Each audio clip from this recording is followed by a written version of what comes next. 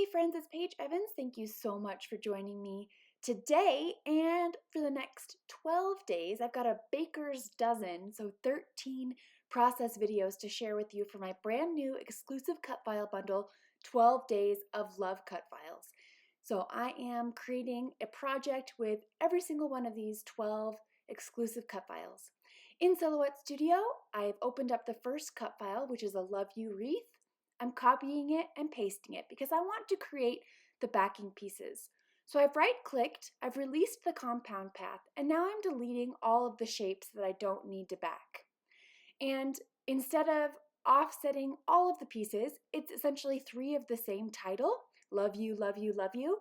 So just to save some time, I'm going to delete 2 of the titles and work with 1, and I'll copy and paste and we'll get there. So I'm selecting all of those pieces that are left, grouping them, opening up the offset window, and then I'm going to decrease the size of the offset until they are not touching, not overlapping. Then I can simply delete that one inner original layer, and by grouping it, that just made it faster. I can delete it in one fell swoop instead of deleting all of the individual inner pieces one by one. So that just saved a step. I've turned on the grid background and I have it spaced a 1/2 inch apart. That's the same lines that are printed on my Silhouette sticky mat. And now I am moving the pieces into manageable squares and rectangles that are easy to cut out. So that little heart on the left fits in a 1-inch square space. And the letters, they are just barely small enough to fit inside these 1 by 1.5 or 1.5-inch square sections. If you want to size the entire cut file down, just so the inner pieces, these backing pieces, will fit inside of these shapes a little better, you absolutely can. And so then I'm going to continue arranging these pieces into those sections so that I can cut pattern papers to mirror what's going on here in Silhouette Studio and cut out all of the pieces at once, having the machine do that rather than cutting them out by hand. So they fit into these spaces pretty well. So I'm going to copy and paste twice because there's 3 love yous in this wreath. Making sure it fits in spaces again in 1-inch squares, 1.5-inch squares, 1 by 1.5, etc. Copy and paste again. And again, just position everything to make sure that I can trim squares and rectangles easily to fit in these spots. Nudging everything just to make sure everything fits. Looks good. I am going to use my brand new collection called Splendid. This collection starts shipping in April and I have a few pre-orders left, so if you want the entire collection, you can purchase it from me directly. I'll leave a link to it in the description. And of course, I want to go with a rainbow of colors. So some of the hearts fit into the perfect 1-inch square sections, so for those I can easily just use a 1-inch square punch and punch a bunch of squares. A few of the letters fit inside 1.5-inch square areas, so I'm going to trim a 1.5-inch square from this pattern paper, also from Splendid, and use that as a template to quickly cut out 1.5-inch squares. Sometimes it's easier just to use a template to cut out squares, especially if you want to center over certain parts of a pattern. I'm trying to avoid these stitches printed on this pattern paper, just so it's a solid pattern.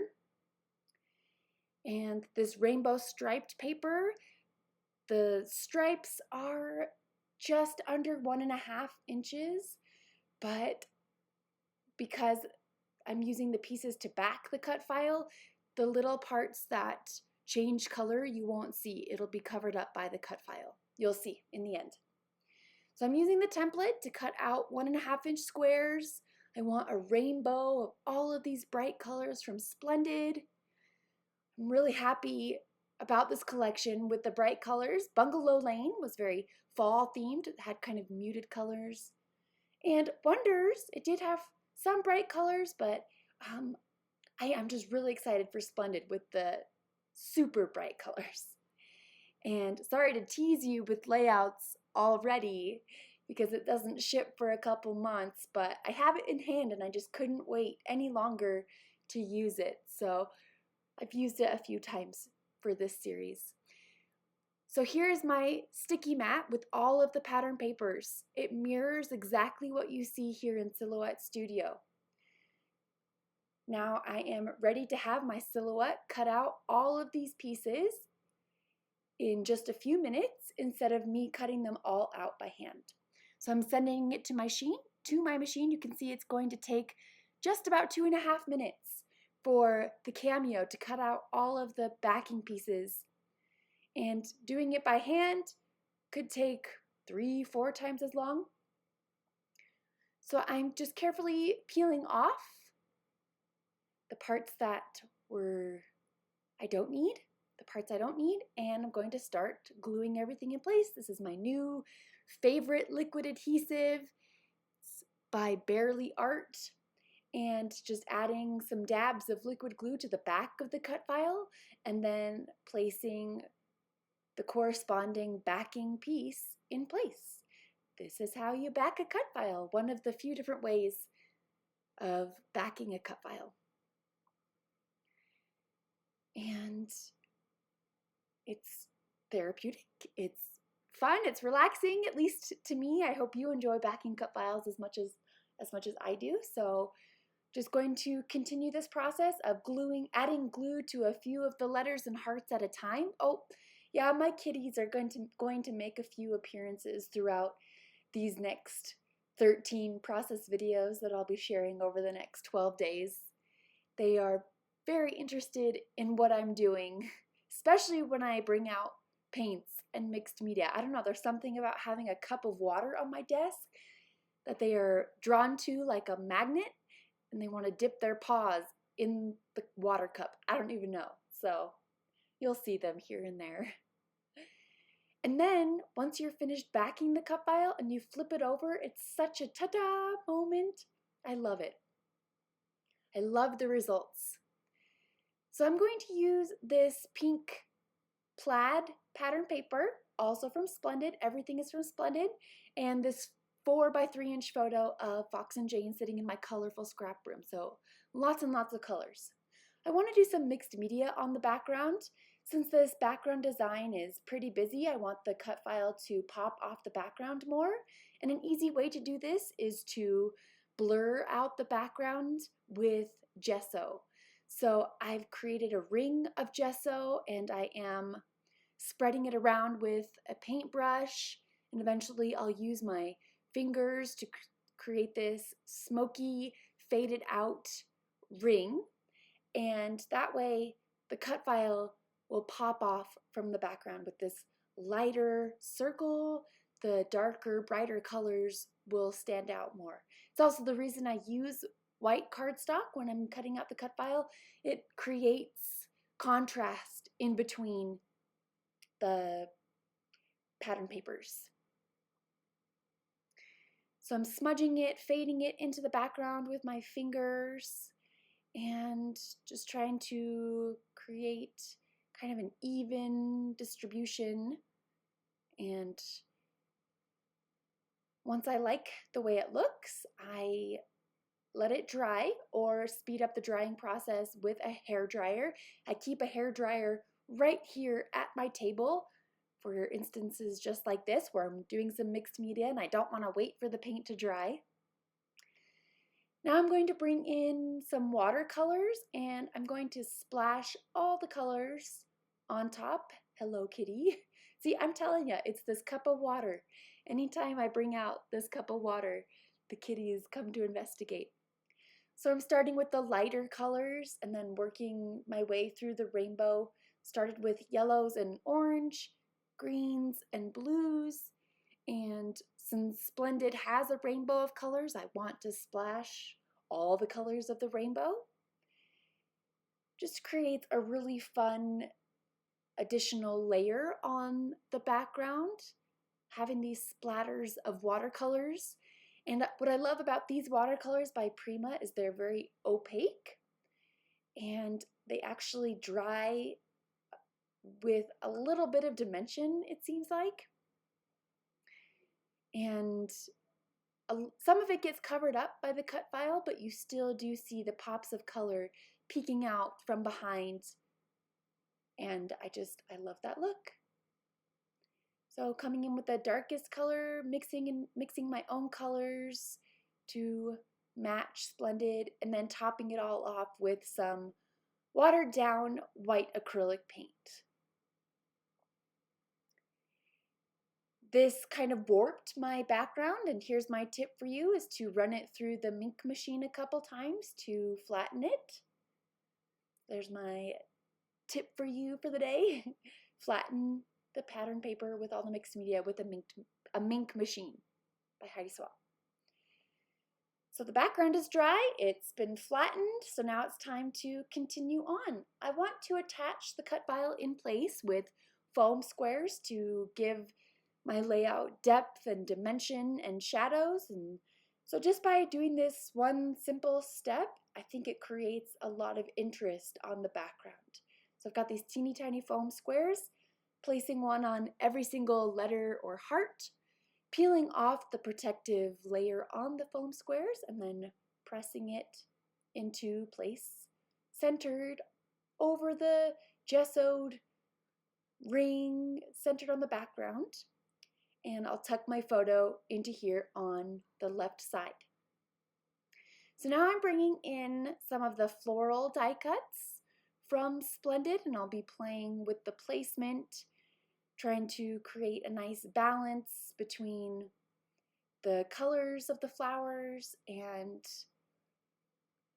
having some of the colored florals versus the green leaves.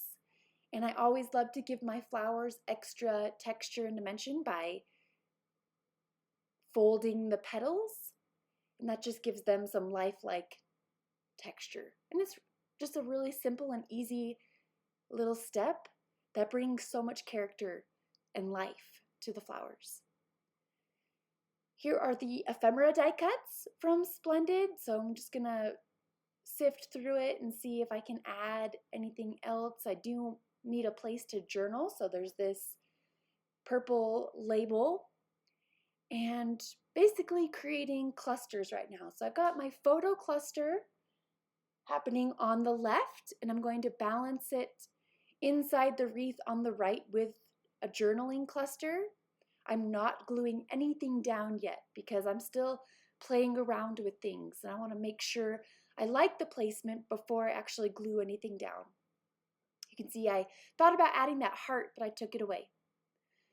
For a fun pop of color and interest on the edges, I've grabbed this colorful Floral Border sticker, and I like having it on the left and right sides. So I'm going to stick it down to the right side first, flip it over to the back, carefully trim off the excess hanging off the edge, and then use that piece I just trimmed off to mirror on the left side.